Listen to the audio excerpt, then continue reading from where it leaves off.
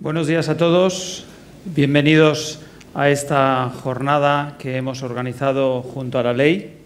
Quiero agradecerles a todos ustedes su presencia aquí con nosotros y también dar la bienvenida a todos aquellos que están siguiendo el evento a través de streaming.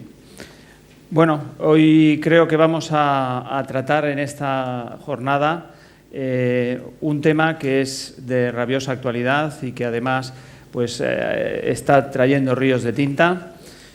Yo creo que el tema a partir de ahora debe parar esos ríos de tinta también en gran medida, puesto que tenemos sentencias del Tribunal Supremo que aclaran la cuestión, ¿no? Y me refiero al título que ustedes ven aquí hoy, que son sobre las recientes sentencias del Tribunal Supremo en materia de usura.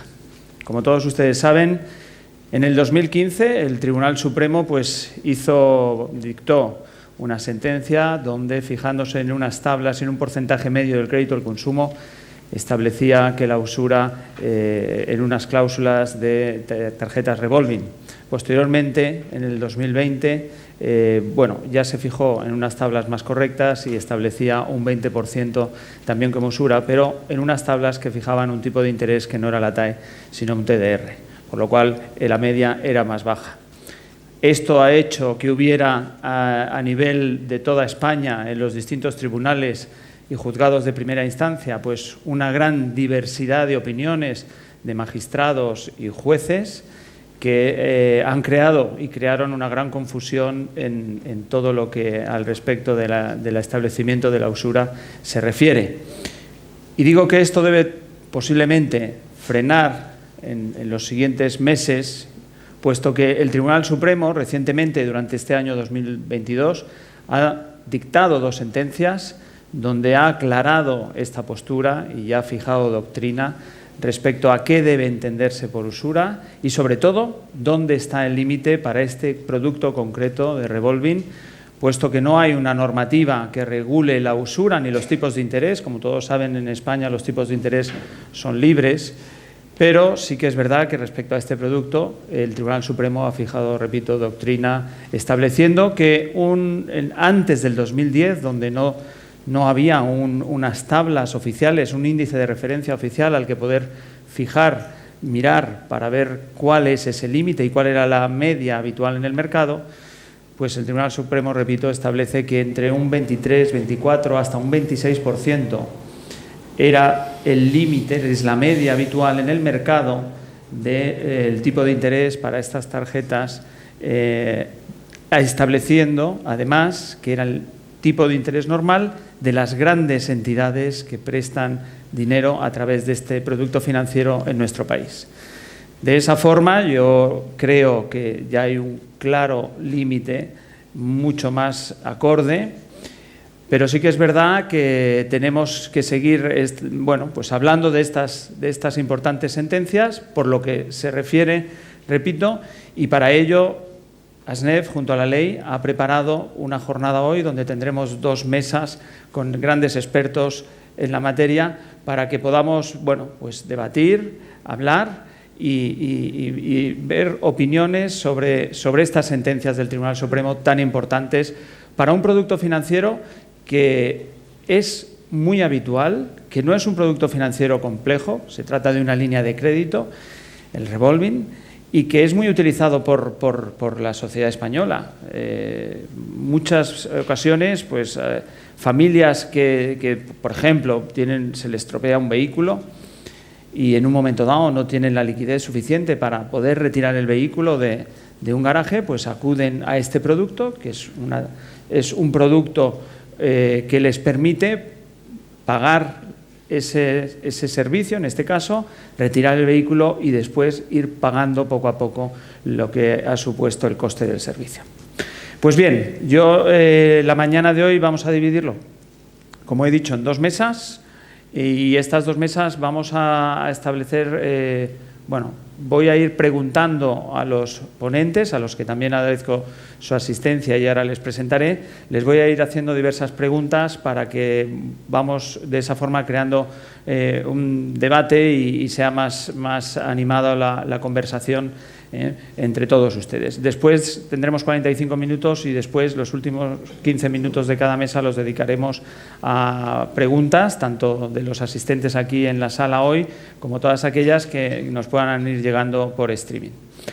Pues digo que sin más voy a presentarles a los ponentes que estarán esta mañana con nosotros en esta primera mesa. Tenemos a don don Alberto Tapia, que es catedrático de Derecho Mercantil por la Universidad Complutense de Madrid. Buenos días y muchas gracias por estar con nosotros. También tenemos a don Ramón Durán, catedrático de Derecho Civil por la Universidad de Oviedo. Buenos días y muchas gracias por estar con nosotros. Y finalmente tenemos a don Javier Orduña, que es también catedrático de Derecho Civil por la Universidad de Valencia y ex magistrado de la Sala Primera del Tribunal Supremo. Pues con ellos les agradezco, si os parece, nos tuteamos. Sí, os agradezco vuestra presencia hoy con nosotros para hablar y charlar entre nosotros sobre esta materia que yo creo que es muy interesante. Yo voy a tomar asiento y vamos a empezar, como he dicho, con las preguntas que voy a ir dirigiendo a los ponentes y que espero que abran el debate que hoy tenemos previsto. Pues en primer lugar quisiera preguntar al profesor Durán que si, en su opinión, después de estas sentencias del Tribunal Supremo, podemos decir que es un hecho notorio que las TAEs más habituales de las tarjetas revolving en ese momento, antes del 2010, se establecían entre el 23 y el 26%. Muchas gracias. Bueno, yo quería comenzar agradeciendo mi presencia aquí, tanto a SNEF como a la ley, que me permiten estar con ustedes, también por streaming, y con tan prestigiosos colegas como Javier y el profesor Tapia. Me interesaría mucho subrayar el hecho de que no se trata de lo que aquí opinemos, o sea, no es mi opinión que esas tarjetas... No, yo simplemente voy a citar lo que dice el Tribunal Supremo. El Tribunal Supremo, en una sentencia de 4 de mayo de este año, seguida por otra de 4 de octubre, textualmente dice que del periodo comprendido entre 1999 y 2009, el interés habitual de las grandes entidades superaba el 20% y luego, curiosamente, dice, y alcanzaba también el 23, 24, 25 y hasta el 26%. Por tanto, esto lo dice el Tribunal Supremo. Lo que pasa es que, si nos vamos a los números, posiblemente perdamos un poquito de perspectiva. Hay que entender a qué nos enfrentamos. La aplicación de una ley de usura, que es de 1908, y que además tiene un neto sesgo sancionador por la conducta de aquellos usureros que intervienen en el mercado con el establecimiento de un interés, dice la ley textualmente, notablemente superior al normal del dinero. Esta es la clave, ¿qué es el interés normal del dinero? Para saber el punto de referencia. Y manifiestamente desproporcionado según las circunstancias del caso. Claro, desproporción significa un punto de comparación. Pero no solo esto, que es un elemento objetivo, sino ligado a otro subjetivo, aplicado a personas, por eso es un contrato leonino y es especialmente ofensivo para el ordenamiento, que respondan a alguna de estas tres características, o tengan angustiosa necesidad, o, dice la ley en unos términos tremendos que yo lo voy a intentar dulcificar, porque habla de debilidad mental, tengan debilidad de carácter o sufran grave inexperiencia invencible. Claro, es la combinación de estos fenómenos, según una ley de comienzos del siglo pasado, lo que da lugar a que su aplicación, digamos, extemporánea, haya producido estos efectos. Claro, en 25 de noviembre del año 2015, perdón, 22 de noviembre de 2015, el Tribunal Supremo dice, aplico la usura. ¿Pero por qué la aplica? Porque la piden las partes, aun cuando advierte que sería mejor aplicación todo el cuerpo doctrinal europeo relativo a la protección de consumidores. En virtud de esto, a partir de 2015, en el 2020 ya, lo que se establece es un sistema muy preciso. Dice, hagamos la media. Claro, pero la media te supone que si entre el 26 y el 19, pues dice la media es el 20%. Y por tanto declara usurario un préstamo al 26%. Yo creo que ese préstamo sí que era francamente dudoso.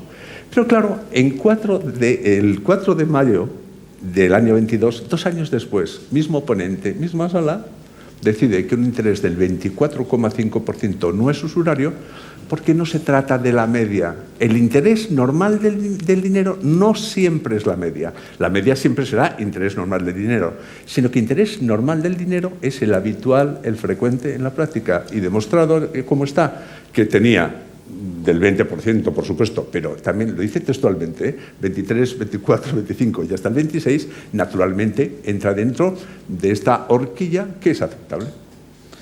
Muy bien, muchas gracias. Ahora quisiera preguntar al profesor Tapia, tras esta sentencia del tribunal que declara que el precio habitual o normal del dinero está entre el 23 y el 26% antes del 2010, la pregunta es, ¿sería cualquier precio superior a estas cantidades o a estos tipos poderse considerar como rango de usura? En primer lugar, Ignacio, me vas a permitir consumir 4 minutos para decir 4 cosas. Primero, agradezco mucho la invitación de ASNEF y especialmente a Fernando García Solé, que hoy está en otros follones y no puede estar aquí. Segundo, me rejuvenece hablar de usura porque repasando las notas para venir aquí me encontré que yo en mi niñez, prácticamente de la revista de Derecho Bancario Bursátil, en 1987, es verdad, y lo juro, está ahí en la revista, dediqué un artículo inocente de mí como la vigencia de la ley de usura como mecanismo de protección del consumidor a crédito. La ley de usura es como el Walking Dead, es un muerto viviente que resucitó más o menos en el año 80 para perseguir, estaba muerta ahí, bueno, mal enterrada, y estaba ahí y entonces se levantó para perseguir algunas entidades bancarias que recordar no quiero y ahí se montó el follón. Tercero, y ya voy acabando, lo que me has dicho y yo estoy totalmente de acuerdo que lo interesante es debatir. Yo vengo aquí fundamentalmente como abogado, con más de 30 años intentando defender de la mejor manera posible a 2 sospechosos habituales, bancos y aseguradoras. O sea, yo cada vez que entro en un juzgado sé que tengo el 85% o el 90% o el 100% de que me arreen, de que pierda. Máximo respeto a la autoridad judicial, pero siempre entramos, digamos, con esa mochila. Quiere decir que a efectos del debate, pues me han dado de todo. O sea, me han dado, quiere decir que no tengo ningún problema, no vengo a sentar cátedra, ni mucho menos. Y lo último es que tengo que hacer publicidad de mi blog. Yo le tengo cariño al blog, lo alimento como una planta todos los días, le dedico tiempo, y entonces si se meten, porque es gratuito e inmediato, si se meten en Google blog de Alberto Tapia encontrarán y meten usura, porque los motores de búsqueda son fabulosos, no míos, claro, porque yo no entiendo nada, pero de la plataforma meten usura y sale 30, 40, no sé cuántas entradas, de las que responderé más o menos. Bien, vamos a ver. Primero, la pregunta. Si me voy del 26%, así hablando mal y pronto, rápidamente, por encima del 26%, ¿me declaran usuarios los juzgados y tribunales? Probablemente sí. Que diría las cartas de auditores eso que dice, a los abogados nos pone un poco de histéricos. Valore el riesgo. Mire usted, quiere que ponga verjas al campo, que coja agua con un cesto. Pero bueno, como hay que poner algo, yo pondría riesgo probable. Riesgo probable.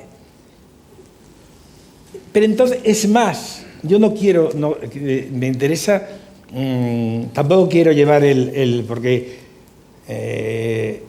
tú has dado un mensaje positivo. A partir de ahora vamos a estar más tranquilos. Cuidado. Debiéramos. Cuidado. He dicho debiéramos. Cuidado.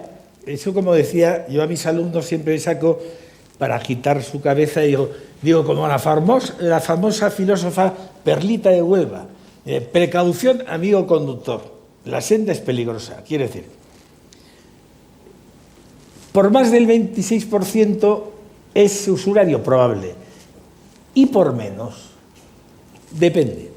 Porque si uno coge la sentencia de 4 de octubre de este mismo año, la más clara, la última que está, la que habla de la banda, ve 3 cosas que debe tener mucha atención.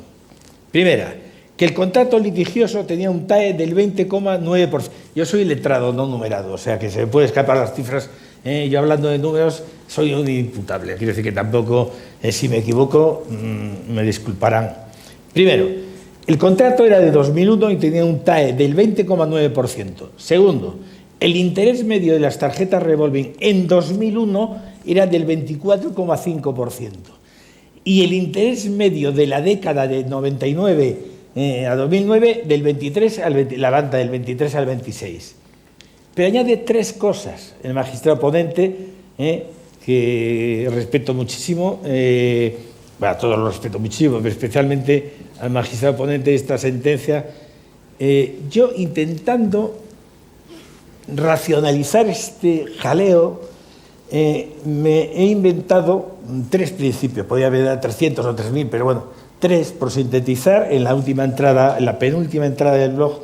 3 principios: especialidad, homogeneidad y vigencia. Especialidad. El Tribunal Supremo dice: no vaya usted al tipo de interés del crédito al consumo, sino que afine el tema de, en concreto, las tarjetas revolving. Homogeneidad. Y ahí nos dice, esa sentencia dice, hay que tener en cuenta las coincidencias, finalidad, disponibilidad. Es decir, no solo el tipo de interés, está introduciendo otro factor que sea de homogeneidad, que es que usted compare lo comparable y compare en términos homogéneos. Quiere decir que está ahí el tema. Y vigencia, pues obviamente ha manejado el tipo de interés en el momento del contrato, ha visto el TAE se me ha caído esto, en el momento del contrato, pero yo creo que se oye bien, y ha sacado una media en esa década. Por lo tanto, eso hay que tenerlo muy en cuenta, y resumo y acabo para no... Yo, con esa sentencia, si se me plantea, que se me planteará, un tema de defender un tipo de interés de esa banda, de, si va por encima del 26%, le diría como Dante al entrar en el infierno, lasciate tutta esperanza, abandona toda esperanza, como a los condenados al infierno, que tenemos, nos van a dar. Pero incluso por abajo le recomendaría 3 cosas. Primero, cuidadito con la transparencia, con todas las condiciones de transparencia, cuida la transparencia. Segundo, cuidadito con el consentimiento del deudor. Cuida que el consentimiento del deudor, digamos que lo puedes, tienes pruebas documentales y testificales para, digamos, cerrar ese punto. Y tercero, fíjate en el tipo de interés, no solo medio de una década, sino del año en que se firmó ese contrato. Yo creo, por lo tanto, no lamento no dar una respuesta categórica. Conclusión: por encima me juego una comida que de cada usurario, eso es un poquito fuera. Lo que está aquí, aunque sea de streaming, no respondo, es libertad de cátedra, o sea que, segundo, cuidado, porque aunque esté por debajo, hay que trabajarse el tema, porque si no, corre el riesgo de que incluso por abajo puedan declararlo usurario. Depende del año. Muchas gracias. Respecto a este punto que comentas, de fijarse en el año, el problema, y luego seguiremos hablando sobre él, es que antes del 2010 no había tablas. Es decir, no puedes ir a encontrar un año concreto. Y ahí el profesor Durán nos ha respuesto que, bueno, pues puede darse por probado que en ese periodo de tiempo, hasta que no hay tablas, entre el 23 y el 26%, puede considerarse que ya está probado que ese era el normal del precio de dinero habitual, además entre las grandes entidades que prestan en España, ¿no? Sí, si esto es un coloquio, Jaime, me permite solo un momento, veamos. Que en la sentencia de 4 de mayo se establece que no es usurario el 24,5%, está en la sentencia. Eso al margen de que 4 de octubre se fije en un asunto particular que decía el 20,9%, pero si hubiera llegado al 24%, por supuesto que no se hubiera declarado, si la prueba oportuna de que era habitual en el tráfico frecuente ese tipo de interés en ese periodo está establecida. De acuerdo que hay que ser siempre prudentes, en la vida hay que ser siempre prudentes, pero a mí me gustaría anunciar que la Audiencia Provincial de Valencia, en virtud de esas dos sentencias, este propio, bueno, ya no porque estamos en diciembre, en noviembre, ha dicho que cambia su criterio en virtud de esas dos sentencias. Luego, esto no es una cuestión que suceda de la noche al día, pero era solamente para aclarar. Muchas gracias. Bueno, pero como hemos dicho que se trata de una charla o un debate entre nosotros, el profesor Orduña me pide la palabra y después Alberto. Bien. No, vamos, es en el sentido este de la palabra que estamos aquí utilizando, ¿no? No es que pida la palabra, pero digo para un poco ilustrar el debate. Yo quería hacer una precisión general, bueno, obviamente agradeciendo la deferencia que habéis tenido conmigo y para encontrarme con amigos y con vosotros. La primera, porque estamos diciendo, bueno, pues ha habido una última jurisprudencia, ¿qué sentido o alcance tiene esta última jurisprudencia? Yo creo que eso es bueno perfilarlo al principio. La Sala Primera no va a decir que ha cambiado el criterio. En fin, esto en este país es muy difícil hacer esas cosas en casi todos los órdenes, ¿eh? Entonces, bueno, pues vamos a seguir con el mismo criterio. ¿Es el mismo criterio? Es evidente que no es el mismo criterio. Desde mi óptica, desde mi modesta opinión, ¿en qué lo ha cambiado? Lo ha cambiado, entre comillas, afortunadamente, porque nosotros ya hicimos un congreso en Barcelona sobre el crédito revolving y dijimos una cosa que era una obviedad, que el crédito revolving es un producto obviamente del mercado financiero europeo, sujeto a las directivas europeas. Nada que ver con el señor Azcárate, nada que ver. O sea, nada que ver, digo, nada que ver. O sea, nada que ver. Bien, ha vuelto, en estas últimas sentencias, ha vuelto a establecer un elemento muy importante, que es, en vez de hablar de interés usurario, que no existía en la ley de Azcárate, en la ley de Azcárate lo que existía era préstamo usurario, préstamo, todo el préstamo nulo, nulidad radical, causa ilícita en aquel momento, inmoral, explotación del sufrimiento ajeno. Bueno, no voy a seguir los detalles porque eso es lo que se decía en el contexto de la ley de Azcárate. El Código Civil es de 1889 y no va a permitir, obviamente, que una ley de 1908 fijara o permitiera a un juez cualquier jueza, determinar o fijar precios del préstamo. Por tanto, eso era anatema para el Código Civil, 1955. Si no había una norma que expresamente lo prohibía, efectivamente se podía dar. ¿Por qué surge la ley de Azcárate? Surge la ley de Azcárate porque en 1908 no tenemos la reforma del Código Civil de 1974, no tenemos el abuso del derecho, no tenemos elementos modernos que han permitido saltarnos la literalidad del pacta sunt servanda, porque muchas veces esa literalidad del pacta sunt servanda, cuando es predispuesta, es injusta, pero no tenía esos instrumentos. Y Azcárate, que era un jurista progresista, con toda razón y valores del momento, evidentemente dice, oiga, que hace falta poner, ojo, a una actividad que era muy anterior al Código Civil, porque la actividad de los usureros es consustancial. Les digo, bueno, lo podemos leer hasta en la Biblia. En fin, todo esto ha sido un problema global. Ahora, ¿eso tiene que ver algo con el crédito revolving? Nada, para mí, nada en absoluto.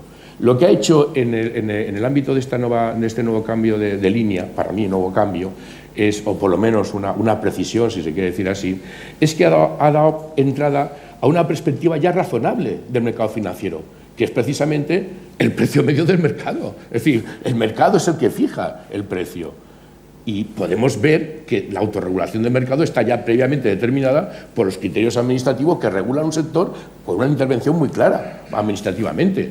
Por lo tanto, cuando hablamos, lo ha dicho muy bien el profesor Durán, cuando hablamos del interés normal, oiga, es el interés normal del mercado, de este mercado concreto, porque ya empezamos a reconocer en estas sentencias, muy importante, que el crédito revolving es mercado financiero europeo, por tanto, mercado interior, sujeto a unas reglas obviamente del mercado interior, del tratado de funcionamiento.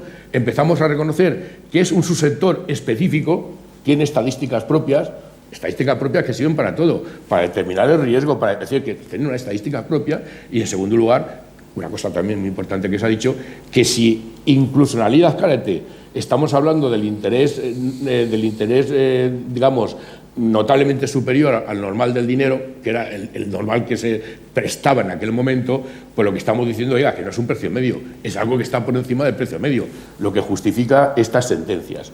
Y eso, pues es por lo menos un aspecto importante, porque dentro de lo que para mí es conceptualmente una impostura es algo que no tiene sentido, que es absurdo incluso para la propia ciencia jurídica. Dentro de lo que es la impostura de mezclar una ley de Azcárate que se podría actualizar perfectamente, pero no para regular el crédito revolving, que es un crédito moderno, para eso están las directivas europeas, o sea, no una ley de Azcárate. La ley de Azcárate tiene sentido si se autoriza respecto a los supuestos actuales de usura que aún se están dando, pero que se dan generalmente en mercados no regulados y que se dan fundamentalmente en circunstancias penosas para aquellas personas que realmente no tienen otra posibilidad. El famoso elemento subjetivo que justificaba moralmente y éticamente la ley de Azcárate. Por tanto, yo creo que aquí simplemente precisar que sí que hay un cambio, por lo menos si no sé qué decir cambio, una concreción clarísima, y estamos nutriendo, afortunadamente, otra vez al crédito revolving de elementos propios y naturales del mercado financiero, fundamentalmente a su referencia estadística, a su sector específico y en este caso también añadido a una cosa importante, que es, oiga, si hemos cogido indebidamente el párrafo este del artículo de la Azcárate como notablemente superior, oiga, no será el precio medio, será algo superior. Lo que decía muchas veces Jesús, que digamos, pues si vas a una tienda y te tienen 23 euros y en la otra tienes 24 euros, lo que no puedes decir es que 24 euros será 40 o 50 euros, pero no 24 euros. Por tanto, esas horquillas nuevas, efectivamente, yo creo que tienen que jugar, contestando un poco a las preguntas, la probabilidad, si esta tendencia siguiera así, tendría que jugar, pero dentro de esos tipos de interés habituales,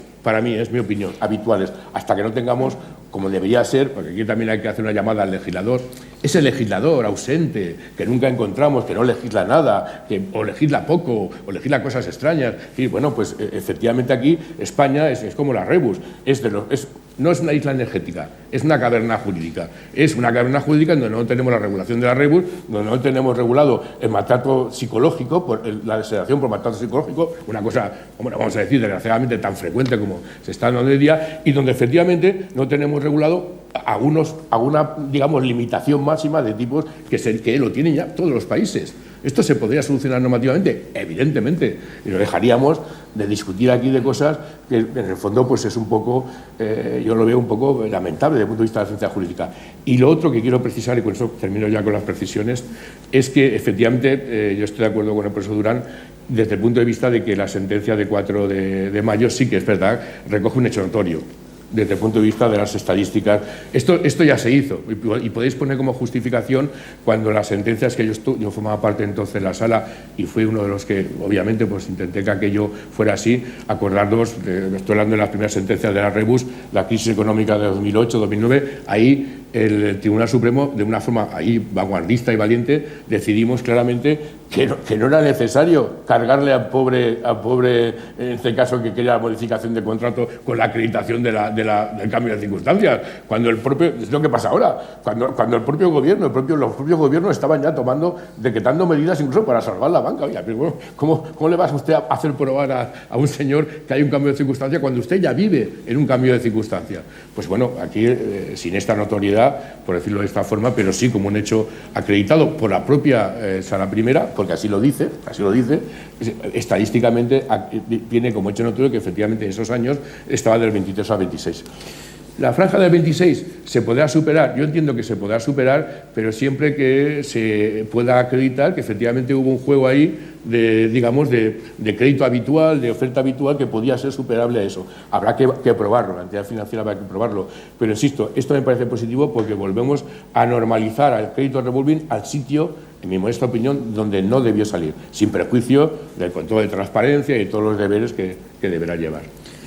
Muchas gracias. Lo que sí que os ruego que seamos breves en las respuestas, porque si no, no podremos avanzar en las preguntas. El profesor Durán, yo tenía... Muy brevemente, sí. Para que veáis hasta qué punto llega este cambio, siendo tan fuerte de fondo, en la sentencia de 4 de mayo del 2022 se condena en costas. Es decir, se estima que no había duda ni de hecho ni de derecho con la nueva doctrina, lo cual es realmente llamativo. Esto es lo primero. Lo segundo, esta comparación que ha hecho Javier sobre la ley Azcárate, vetusta, anacrónica, que respondía a su momento, y el nuevo panorama me parece lo más interesante.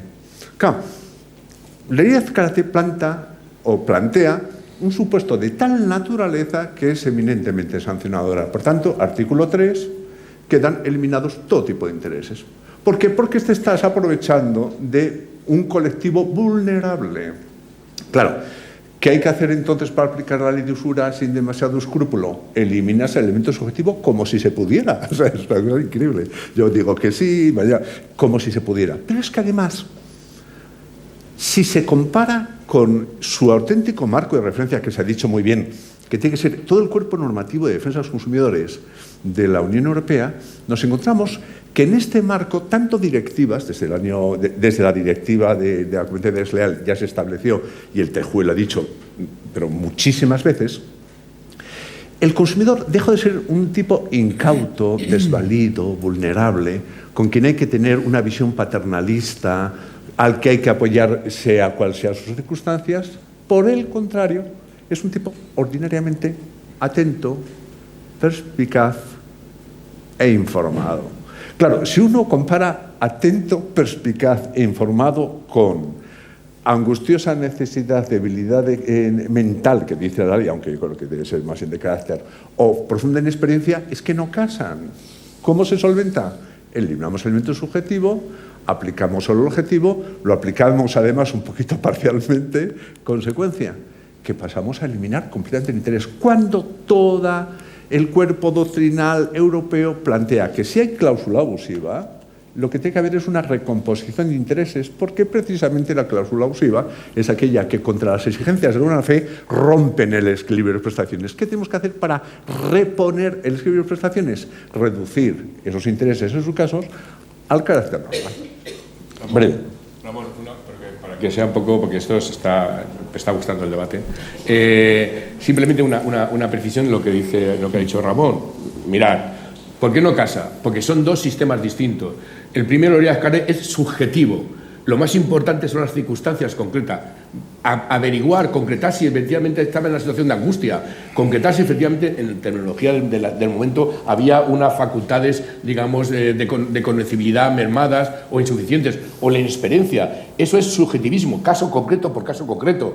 No puedes generalizar, no se puede generalizar. El tipo normalmente superior de dinero simplemente era para justificar el perjuicio. Porque evidentemente, si un usurero, vamos a decir, se equivoca y extrañamente concedía condiciones mejores, ahí no había perjuicio. Luego, el término de interés superior no era para tipificar un interés legalmente superior y analizarlo, sino simplemente para justificar el perjuicio que se le estaba irrogando. Muy distinto. Y cuando Ramón dice, bueno, esto es como todo, un poco la terminología del TJUE y de la directiva, el consumo medio medianamente perspicaz, etcétera, lo que está haciendo es una cláusula general, una estandarización. Una estandarización. Por tanto, una ley está pensada para aplicarse casuísticamente y la otra está aplicada para aplicarse en masa, porque por eso es una ley de condiciones generales. Y así se comprende. Condiciones generales, aplicaremos conceptos estandarizados porque no pretendemos reconstruir la voluntad de Ignacio cuando hace un préstamo general o cuando hace un acto de consumo, porque esa voluntad no es necesaria para el control legal que se le va a aplicar, que es, oiga, la entidad lo ejercitó realmente, correctamente, con transparencia, sí, pues ya me vale. ¿No lo ejercitó? Pues aunque lo conoció, no lo había conocido, lo leyó 3 veces, no lo leyó, oiga, hay una responsabilidad. Porque es una ley, una directiva estandarizada.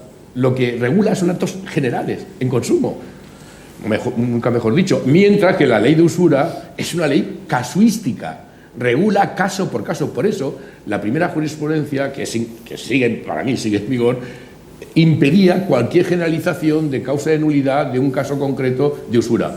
Obligaba al juez a analizar el caso por caso y decretar la nulidad no del interés usurario, sino del préstamo usurario. Y por eso termino con esto. Por eso es que todo tiene su explicación, observamos si aprendemos de la ciencia jurídica conceptualmente. Por eso encontramos tantos inconvenientes cuando hablamos ya de temas de prescripción. Oiga, la prescripción en la ley de Azcárate era una cosa que era imprescriptible porque era un acto nulo, radical, contrario a la mínima exigencia del derecho, y sin embargo en los ámbitos de protección del consumidor, no, por lo menos la restitución no es imprescriptible. Pero claro, si mezclamos las dos cosas, hacemos un berenjenal tremendo y, por supuesto, destruimos la seguridad jurídica. La seguridad jurídica empieza fundamentalmente cuando aplicamos bien las cosas.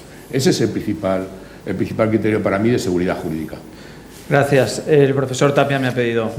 Bien, vamos a ver. Sobre todo para animar el debate y para una perspectiva distinta. Máximo respeto a mis colegas y afecto de civil. Yo, como soy de mercantil, igual tengo una aproximación un poquito distinta. Pero bueno, vamos a ver. Primero, recomiendo a los asistentes leer la cuestión prejudicial que no pudo ser resuelta por el Tribunal de Justicia, interpuesta por la jueza de Castellón, que no sé qué número, está en mi blog, en la entrada de mi blog. Es publicidad, pero es gratuita en todo caso.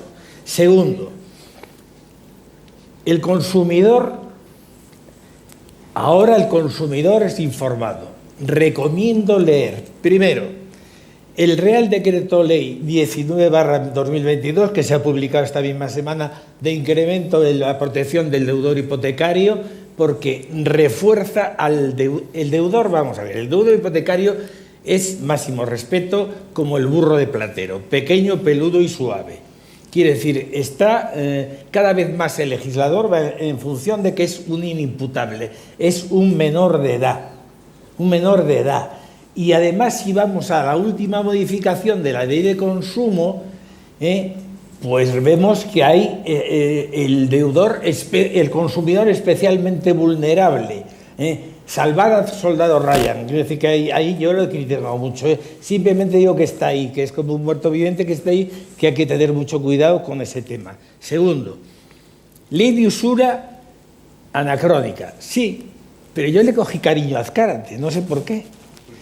Le cogí cariño a Azcárate. Quiero decir, ¿por qué le cogí cariño a Azcárate? No, ahora explico. No. Un magnífico jurista. No, pero no solo por eso, porque veo que la ley de usura está vigente. Eso de que es... claro, naturalmente, cuando Azcárate hizo su ley, no sabía que iba a haber una directiva del 93, ni viejo estaba. Pero la ley Azcárate está vigente y los jueces la pueden aplicar con independencia de la directiva, porque efectivamente yo creo que se trata de otra cosa, entre otras cosas porque la directiva del artículo 4 elimina la posibilidad de control por abusiva de las cláusulas del precio, y evidentemente en un préstamo el interés es el precio. Y acabó. Insisto que es por animar el debate un poquito, no por máxima cordialidad, pero es mi punto de vista. Intereses. Pongamos intereses máximos. Principio de competencia en el mercado bancario. Establecimiento de intereses máximos, irrealizable. Los intereses en el mercado bancario, si uno estudia la regulación administrativa y mercantil, llega a la conclusión que los intereses se dejan a esa mano invisible que nadie ha visto, de Adam Smith, gran invisible que nadie la ha visto. Esto es a la competencia. Y por tanto, pero para que haya competencia tiene que haber transparencia y no tiene que haber prácticas colusorias entre las entidades, con lo cual eso, el tema de... Y entonces, insisto, bueno, pues si más del 26%, pues vale. Yo creo que no, pero vamos, es una opinión. A ver, bueno... he de resaltar, y en esto estamos todos de acuerdo, que es verdad que la competencia regula el precio en un mercado de libre competencia, que es en el que nos encontramos. Por lo tanto, eso es muy importante a la hora de establecer cuáles son los precios en este y en cualquier otro mercado, porque mientras no esté regulado es libre competencia y nosotros como patronal del sector podemos poner de manifiesto que esa libre competencia existe y es buena precisamente para controlar los tipos de interés, porque entre las propias entidades la competencia hace que se regule el tipo de interés. Yo sí que os pido de verdad máxima concreción, porque tengo muchas preguntas que creo que son interesantes, que si no se nos van a quedar en el tintero, pero el profesor Durán me ha pedido la palabra. Principio de mínima intervención, muy rápido. Claro que la ley de usura es importante, y la ley de usura claro que se ha aplicado siempre, pero no solo a los préstamos, sino también sobre todo a las garantías. O aquel sujeto que por alguna cuestión necesitaba pedir un préstamo para pagar otro préstamo. Y ahí se aplicó sin ningún tipo de dificultad. Compraventas con pacto de retrovenda. Pactos promisorios. Las figuras de la época. Sí, claro, obviamente ninguna tarjeta. Claro que es un régimen abierto y muy positivo. El problema es cuando se aplica, como dice la sentencia del año 20, la de 4 de marzo, al margen de que este tribunal estime más oportuno aplicar la doctrina comunitaria, pero como lo han pedido las partes, ¡hala! El problema está, insisto, en las traducciones de un caso y del otro. Yo simplemente dejo una pregunta aquí para la audiencia. ¿Es que acaso, cuando estamos hablando de un producto financiero como es el crédito revolving, se puede dejar a las partes la aplicación del derecho europeo? Eso, en primer lugar. Porque y segundo, yo entiendo que hay algunas cosas del derecho europeo que son de aplicación de oficio. Y además, si la cosa petendi es por nulidad por estos motivos, con mayor motivo. Pero eso nos llevaría a un debate muy técnico y muy largo. Y que además se podría mezclar con otro tema que tú has sacado, que es como la bicha, que es la prescripción. Pero esto nos llevaría a otro debate muy largo y para otro día.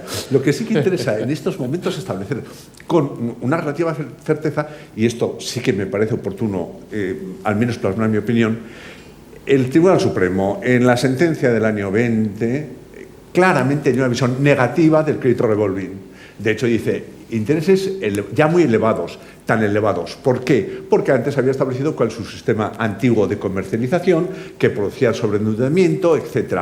Ponía el lado negativo en el impago. Y ese campo no nos lleva mucho recorrido. Ahora que ha rectificado y ha visto cuál es la implicación en un sector financiero con amplia difusión y que sirve para muchísimas circunstancias que antes han puesto de manifiesto, este tipo de doctrina tan férreo. También digo, según mi opinión, más del 26% muy malo, porque hasta las sentencias de este año dicen hasta. Y dicen hasta prácticamente como si les arrancaran una muela, ¿no? Dicen 23, 24, 25 y hasta el 26, teniendo en cuenta que hasta el 26 se hubiera podido incluso salvar el famoso crédito declarado nulo en el año 2020. Bueno, pero es una... Muy bien, vamos a continuar y aquí se ha hablado porque como vamos mal de tiempo vamos a entrar en otro tema que también es importante, otra de las preguntas y que se ha comentado, y es la transparencia. Efectivamente, la transparencia debe estar siempre, porque el consumidor ha de tomar una información libre, consciente e informada. Y para ello tiene que tener información y tiene que haber transparencia. Nosotros en ASNEF hemos creado un código, un protocolo de transparencia donde pues se explica al consumidor qué es un crédito revolving, qué ventajas tiene, qué diferencia respecto a otros créditos. Puede ser más caro, hay otros productos, les damos alertas, les damos información sobre qué ocurre, se impaga, les ponemos consejos. Eso es transparencia.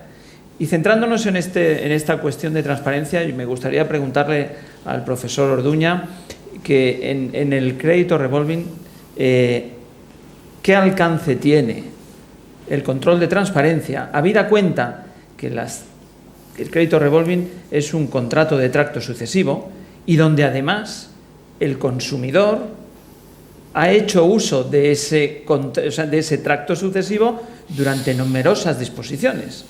Es decir, puede alegar siempre que tiene desconocimiento cuando además ha venido utilizando. ¿Cabe el control de transparencia? ¿Hasta dónde podemos llegar en ese punto?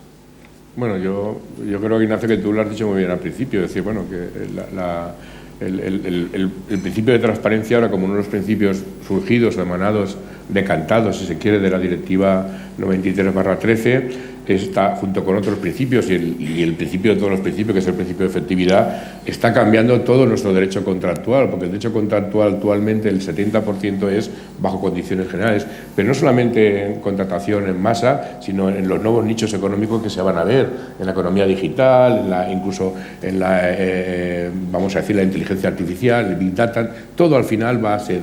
Y por tanto, esta directiva hace un poco las veces ya de código europeo. Bien, diciendo esto, es importante porque la transparencia, hablabas antes de los actos colusorios. Bueno, es que ahora la moderna competencia principia en el derecho de la contratación, bajo condiciones generales. O sea, no es tanto en los actos colusorios que uno se ponga de acuerdo con otro, sino, oiga, dígame usted cómo contrata y diré usted cómo compite.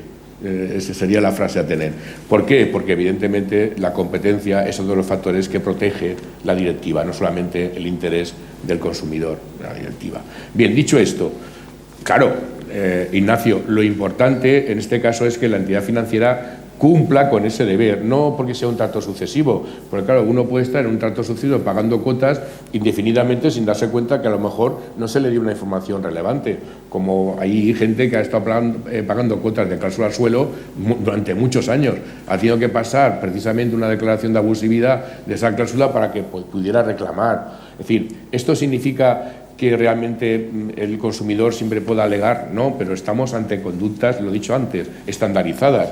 ¿Dónde son los momentos adecuados para que la entidad financiera pueda decir que ha ejercitado bien los deberes? Primero, lo que tú acabas de decir, desde el inicio de relación obligatoria, con protocolos de transparencia, evidentemente. Natalino Irti en el año 93 ya dijo que efectivamente el contrato, tal como lo entendíamos, como palabra dialogada, como acuerdo, pues había pasado a mejor vida. Y lo que quedaban eran imágenes, era el contrato de imagen. La gente va y elige una imagen, un producto.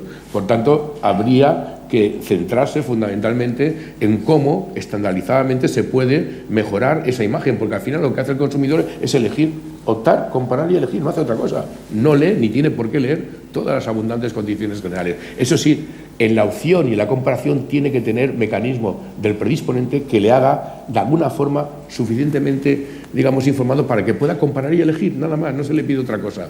Bien, pues aquí, obviamente aquí tendríamos puestos muy claros, supuestos de innovaciones, de modificaciones, por no hablar también de los extractos, que es muy importante en mi modesta opinión. Es decir, supuestos donde realmente el cliente sí que ha podido acceder de una forma simplificada realmente a la variación que se le está poniendo en el contrato. Yo creo que ahí sí que efectivamente se puede tener en cuenta, por decirlo de alguna forma, no invertir la carga de la prueba, sino probar la entidad financiera. Obviamente lo prueba para mí con el protocolo de transparencia, pero en estos supuestos, con esta información detallada que se le da, incluso de innovaciones, de modificaciones, donde realmente de una forma clara, precisa, es decir, sin mayor información, se le da cuenta de los cambios que se está produciendo en su crédito. Y también tendríamos como regla general el criterio de no poder ir contra los actos propios. Hombre, si tú has estado pagando, has hecho una reclamación a la entidad financiera, al Banco de España te ha dicho que efectivamente es así, y aún así sigues pagando, y, pues hombre, realmente no puede ir tampoco ir contra los actos propios. En este ámbito sí que me gustaría resaltar que las entidades, por obligación además bancaria, por el cumplimiento de toda la normativa de regulación de Banco de España y demás, pues al consumidor se le ofrece esa información no solo antes del contrato, sino durante la vida del contrato. Se le mandan información trimestral. Cuando hay una modificación de las condiciones generales, tenemos la obligación de comunicárselo. Cada vez mensualmente el extracto de la tarjeta de crédito, en este caso de una tarjeta revolving, obtiene información una vez al año de los tipos de interés que se le han aplicado durante ese año. Es decir, la información, si no lo ha tenido o no la ha leído al inicio, porque también es verdad que la información muy extensa es desinformación, sí. Pero si no ha tenido clara esa información al inicio, en cada disposición y cada mes que se le manda el extracto tiene la información del tipo de interés que se le está aplicando en el contrato, de qué tipo de contrato es decir, se cumple con darle esa información. De ahí la pregunta que te formulaba. Pero no sé si queréis añadir algo. No, muy poquito. Sí, absolutamente de acuerdo con la transparencia. Yo no es por hacer de Pepito Grillo, simplemente, pero bueno, porque es verdad que cuando se le mandan los extractos, por ejemplo, son muchísimos. Yo hoy presentaré una contestación a la demanda donde se envía junto toda la información financiera o fiscal que se le ha mandado al asegurado todos los años en seguros de vida y un link y tal. La verdad es que por ahora, yo no sé por qué, mi fortuna ha sido relativa con los juzgados y tribunales, porque ha hecho un caso relativo frente a la falta de información en el documento principal. Pero bueno, yo recomiendo ir a la sentencia del Tribunal Supremo del año 2015, la primera, el homo antecesor, hablando en términos de Atapuerca, de la usura, ponente el magistrado señor Saraza, en que a mí me preocupó un poco cuando lo comenté, yo creo que era más joven y más inocente, porque vi que al final dice, el caso era un sujeto, para entendernos, hablando mal y pronto, que se gastó la intemerata y se gastó con disposiciones, es como este hombre del anuncio que cogía la tarjeta y debía nombre como loco con la tarjeta. Y al final dijeron, cuidado, que es usurario. Y dice, hombre, pero este hombre ha abusado del crédito, sí, pero las entidades tienen, digamos, que evitar el sobreendeudamiento. Entonces yo digo, o sea, que las entidades de crédito tienen que hacer de tutor del consumidor para evitar que se sobreendeude. A mí me pareció un contradios, pero quiero decir, lo único que quiero decir es que ya está en la normativa. Sí, pero por eso digo que más del 26 con crédito responsable, vamos, me sigo jugando una comedia. Tenemos 10 minutos solo y vale, me gustaría pasar a las preguntas tanto de las personas que están en streaming siguiéndonos como a los asistentes hoy. ¿Querías añadir algo? 30 segundos, por favor. Mis dos copartícipes, que saben mucho más que yo de esta cuestión, han coincidido en que la transparencia es la clave. Y yo quiero aportar un breve dato. Saraza fue efectivamente el ponente de 2015, también de 2020 y también de 4 de mayo del 22. ¿Y cuál es el cambio de perspectiva? Que mientras al comienzo se decía, cuidado, se comercializan frívolamente sin expertos, hay sobreendeudamiento, ¿qué ocurre? Que ha reaccionado el sector ha establecido canales ciertos, ya no hay tanto sobreendeudamiento. Conclusión, 4 de mayo. Adelante. Muy bien, muchas gracias. Pues vamos a pasar a las preguntas. No sé si entre los asistentes hay alguna cuestión que quiera plantearse. Si no, continuamos porque en streaming de momento no me han llegado preguntas y animo a las personas que están en streaming que utilizando la herramienta pueden hacer preguntas que yo veo aquí directamente en mi ordenador. Vicente, por favor, ¿nos pueden pasar un micro para que les oigan? Gracias. Sí, buenos días. Se ha comentado sobre la banda del 23 y el 26% que ya han establecido las sentencias de 4 de mayo y de noviembre. Se ha comentado cuando hay usura. Si la ley de usura establece, y estamos hablando de usura, estamos aplicando usura, que debe ser notablemente superior al tipo de interés habitual o normal del dinero, y el Tribunal Supremo ha dejado claro que la banda que era habitual entre las grandes entidades. ¿Por qué? Porque tiene una mayor difusión de sus operaciones. La banda está entre el 23 y el 26, notablemente superior, tiene que ser notablemente superior. Yo creo que no deja mucho margen de duda esa expresión, tiene que ser notablemente superior. Lo digo porque si no fuera así, y el profesor Tapia ha aludido a ello, estaríamos en un problema de competencia. Ponemos entre el 23 y el 26 el 24,5 y todo el mundo, todas las entidades el 24,5. ¿Dónde está la competencia? Quería plantear esa reflexión. Muchas gracias.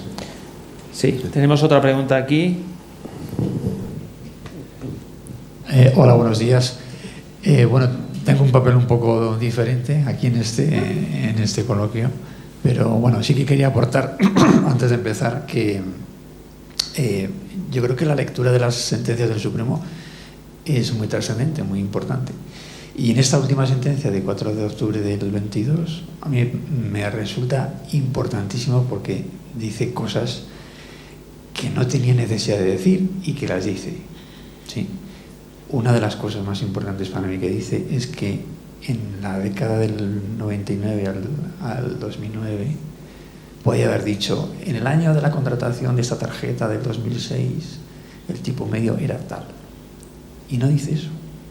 Dice, del 99 al 2009 hay una banda, una horquilla entre el 23 y el 26. Se lo podía haber callado y en cambio lo dice.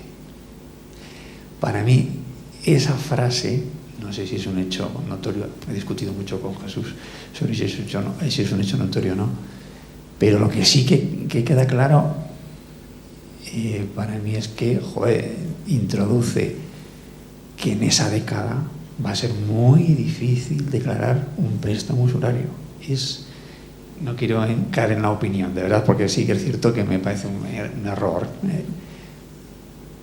Pero si es esa horquilla la introduce el Supremo sin necesidad, en esa década, para mi entender, un poquito superior al 26%, tampoco será usurario. Y hay muy pocas tarjetas que suponen el 27%.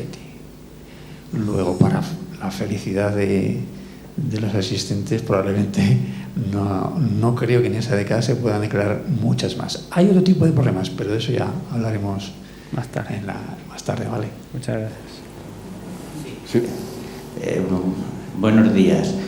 Yo soy un gran admirador del profesor Tapia y además leo habitualmente sus artículos, su blog, pero con todo mi cariño. Hoy no puedo estar en más desacuerdo con él. Pues está bien que haya polémica en un foro como este, pero como si quisiera hacer una precisión, la primera de ellas. Respecto de la sentencia de 25 de noviembre del 2015, quien nos podría ilustrar adecuadamente es el propio señor Javier Orduña, que formaba parte de la sala cuando se dictó por el Pleno esa sentencia. Creo que más que nadie la conoce él, y no por mucho que escribamos nosotros artículos, porque formó parte de la deliberación. Eso es mi opinión. No, pero la sentencia tiene vida propia, que decía, aparte de Sí, nuevo, la autoría y el debate es importante. Acabo con el profesor, es lo que voy a acabar con usted. Vale, con mi exposición. Vale. Muy bien. Eso es lo bonito de... En segundo lugar, algunos vivimos el nacimiento de esa sentencia estando en el Consejo General del Poder Judicial en unas jornadas, con Sancho Gargallo, en el que yo estaba de coponente, que por cierto tenía que hablar del crédito revolving y nos dio una hora de cláusula suelo. Y nos enteramos allí de esa famosa sentencia, lo sabe muy bien Marta Alemany. Pero la hemos vivido, la hemos trabajado, pero solamente quería hacer una precisión. Los magistrados de la Sala Primera del Tribunal Supremo son grandes juristas. El señor Saraza, sin duda, es un gran jurista. En la de 20 de marzo del 2020 creo que ha habido un error de interpretación permanente y constante. Allí lo que hace la Sala Primera, aparte del elemento subjetivo que me olvido, es pasar del supraduplum realmente a un tercio, como está regulado prácticamente en la mayor parte de los países europeos, que sería recomendable, siguiendo el artículo 31 del proyecto de directiva de consumo, que también hubiera un tope. Desgraciadamente, con la modificación de la orden del 2020 de transparencia no se hizo. Lo vinimos reclamando en el Congreso de Consumo de Revolving en Barcelona. Lo pedimos al legislador y ojalá algún día se regule. Pero voy al tema y voy a estar un minuto, Nacho. Sentencia de marzo del 2020. Allí ya anunciamos que se iba a producir un bazar jurisprudencial. Yo personalmente escribí varios artículos sobre eso, algunos conjuntamente con el profesor Orduña, y se produjo. En estos momentos, y nos lo puede decir el magistrado, el 50% de la litigiosidad generada como consecuencia de la sentencia de noviembre del 15 y marzo del 2020 ha venido como consecuencia de esas sentencias, en mi opinión, erróneas, en mi opinión. Pero es cierto que la Sala Primera del Tribunal Supremo ahora ha dictado dos sentencias que delimitan muy bien la cuestión y que no cambian el criterio de la sentencia de marzo del 2020, sino que realmente lo que hacen es precisarla. Se va a un criterio aproximativo y además lo hacen dos grandes magistrados, el señor Saraza y sobre todo uno que yo le tengo un gran respeto, que es Pedro Vela, que es un magistrado con mayúsculas de la Sala Primera del Tribunal Supremo. Y ahí sí que fija y delimita muy bien algo que es importante, que no tenemos presente, porque como tú muy bien has dicho, de números no entendemos, y tampoco la Sala Primera del Tribunal Supremo, porque el tipo comparativo que tenemos y que facilita el Banco de España es TEDR y no la TAE, con lo cual aquí ya empezamos a tener un problema importante, que el elemento comparativo es erróneo. Curiosamente, y por primera vez la Sala Primera, Pedro Vela nos lo dice en su sentencia. Ojo, que estamos utilizando un elemento comparativo erróneo que está fijado en TDR y no en TAE. Y ahí lo que nos hace la Sala Primera del Supremo, tanto en mayo como en octubre, en ese criterio aproximativo, es decir, entre un 23 y un 26, yo sí que soy de la opinión que ahí hay que aplicar el 281.4 de la Ley de Enjuiciamiento Civil, es un hecho notorio, muy claro, por lo menos como abogado lo veo así. No dejo de ser un modesto abogado y es una apreciación personal. Pero a partir de ahí, de que fijemos esencialmente ese elemento comparativo, que lo podemos hacer acudiendo al propio Banco de España y fijar porque nos lo dice el Supremo en la sentencia de mayo del 2022 y en la de octubre del 2022. Vayan ustedes a ver cuáles eran los tipos medios de la mayor parte de las entidades, y eso podemos entrar en el Banco de España y comprobarlo.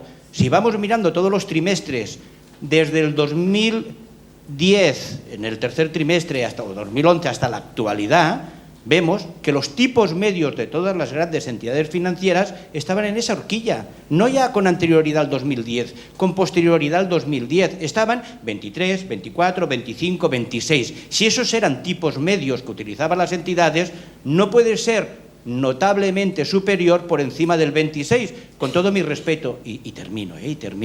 No puede ser, si quiero aplicar el artículo 1 de la ley de usura, de la ley Azcárate. Otra cosa distinta es que son altos, que son caros, por supuesto que lo son, pero curiosamente, pese a toda esa litigiosidad que se ha creado, se sigue utilizando más que nunca el crédito revolving, y estamos en una media alta, sigue siendo alta. El ciudadano lo sigue utilizando. Media alta que está exactamente igual, un punto y medio, que el resto de Europa, no lo olvidemos, que el resto de Europa. Por lo tanto, no puedo estar en más desacuerdo con el profesor Tapia cuando nos dice que por encima del 26 ya me tiene usted que aplicar automáticamente la ley de usura, porque como bien ha dicho el señor Vicente Reich, tienes que aplicar el notablemente superior. Por cierto, que hay un magnífico artículo del profesor Marín, magnífico artículo publicado en CESCO, muy reciente, que analiza esta cuestión. Muchísimas gracias. Tenemos un minuto solo, por favor, porque ya estamos en tiempo de descuento. Un minuto. Primero, muchas gracias por leer mi blog, pero no respondo una vez, y como sumo, vi un libro de notarios que al principio ponía: este libro no responden de lo que digan. Naturalmente, que si piden responsabilidad, yo no respondo, soy inimputable. Yo digo mi opinión, modesta de opinión. Bien, segundo, estoy muy contento y satisfecho y mucho más tranquilo en mi actividad como abogado, oyendo que un juez dice que un poquito más del 26 igual es admisible. Ya a partir de aquí me voy al despacho tranquilo, mucho más tranquilo, ya en esa década, en esa década. Tercero, lo de hecho notorio no vamos a entrar porque no soy procesalista, y no me meto en jardines, bastante tengo con mi jardín para meterme en procesar con hechos notorios que vuelvo loco. Cuarto, y acabo, en la sentencia de Pedro Vela es cierto que dice esa banda, sin tener que decirlo, pero también dice el 20,4% de tal, y señala la referencia al tipo de ese año de 2001, creo que era marzo de 2001, y también lo dice. Lo otro, que es un obiter dicta y que es un hecho notorio. Esto es como el poema de Gustavo Adolfo Bécquer. Mirándome fijamente a los ojos me preguntas, ¿qué es el amor? El amor eres tú. Entonces, ¿qué es hecho notorio? ¿Qué es obiter dicta? Y yo qué sé. Habrá que dejarlo con cuidado. Creo que vamos a dejarlo aquí. Lamento no tener más tiempo, pero repito, no paramos aquí. Vamos a continuar después de tomar un café, con un tema que es muy interesante. Se nos han quedado preguntas en el tintero, como por ejemplo la carga de la prueba, antes del 2010 y después del 2010. Intentaremos en la siguiente mesa responder también a alguna de estas preguntas. A los que están en streaming les convoco dentro de un cuarto de hora para que volvamos a tomar estas conversaciones, y a los que están aquí presentes vamos a pasar a tomar un pequeño descanso, un café. Muchas gracias a los ponentes.